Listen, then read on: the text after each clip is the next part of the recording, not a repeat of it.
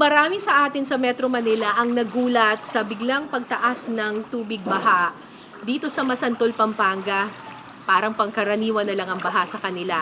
Taon-taon na itong kalbaryo ng mga taga rito. Very low-lying kasi itong Masantol, Pampanga.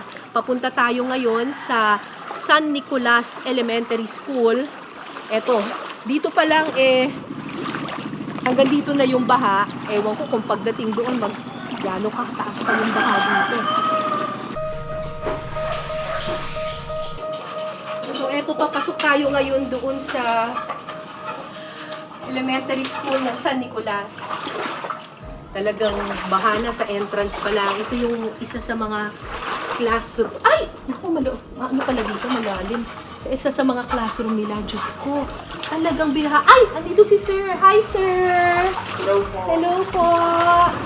Oh! Talagang pinasok na! Oh my gosh! School namin. Hi, Sir Chris! Hi po.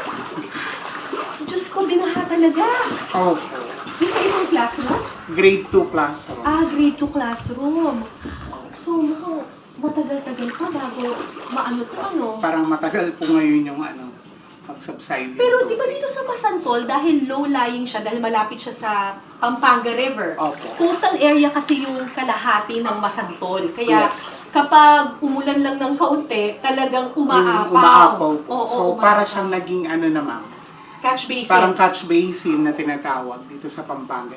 And at the same time, naging part na siya ng yearly na ng mga tao dito. So, sanay na kayo sa baha.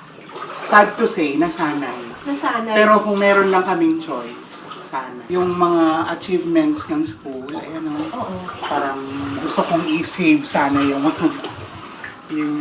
most improved Oo nga. sa mga schools na. Oo. Kasi yung mga students namin dito, performing well naman po. Performing well sa kabila nitong mga Sa kabila itong mga kalamidad. Kahit humupa na ang baha sa ilang bahagi ng Masantol, Pampanga, ang San Nicolas Elementary School nananatiling nakalubog sa baha. At dahil sa pagbahang ito, nasira din ang ilan sa kanilang mga kagamitan sa classroom. Ano to? Records? Baka records to? Ano po, SBM? SBM? Anong SBM? School-based management po. Every year. Ano yun? Yung importante po namin papeles. Importante papeles to? Diyos ko, so paano mangyayari nito? May maisasalba pa ba tayo? We're trying our very best. Oo, ito, wala ng laman. Sayang itong mga awards. I-safekeeping natin ito. Sir,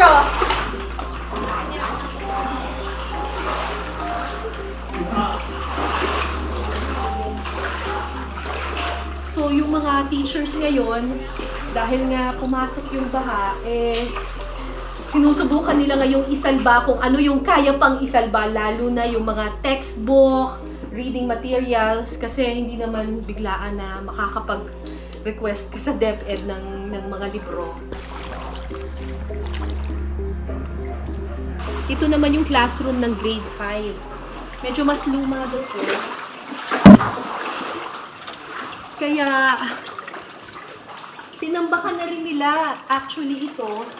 Kaya, tingnan nyo, yung kisame medyo mababa na siya talaga. Tsaka mukhang sira na rin yung kisame. Kung hindi nila tinambakan ito, siguro hanggang dito yung baha dito. Grabe yung yung kasi. Ay, ano po yung mga sinisige, sir? Naku, maisasalba pa ba ito?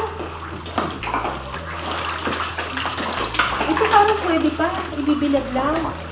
Diyos ko. Hindi niya. Baka pwede pa. Pwede pa kaya ito? Kasi kahit papatuyuin mo siya ng ganyan, magdidikit-dikit na yung papel, yung mga pahina. Ay! Ay! Hindi na ito kakayanin.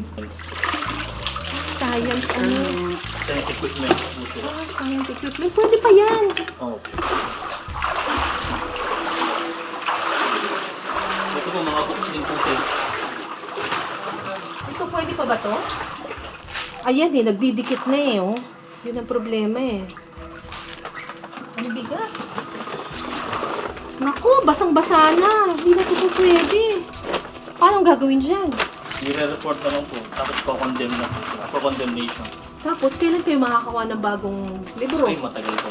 O, paano yun in the meantime? Mga self-learning modules po muna yung print out po. Meron naman po mga soft copies. Yun po muna. Yun na muna. Ang pagkakapinsala sa mga textbook na ito ay may malaking epekto rin para sa mga batang dito lang umaasa para matuto.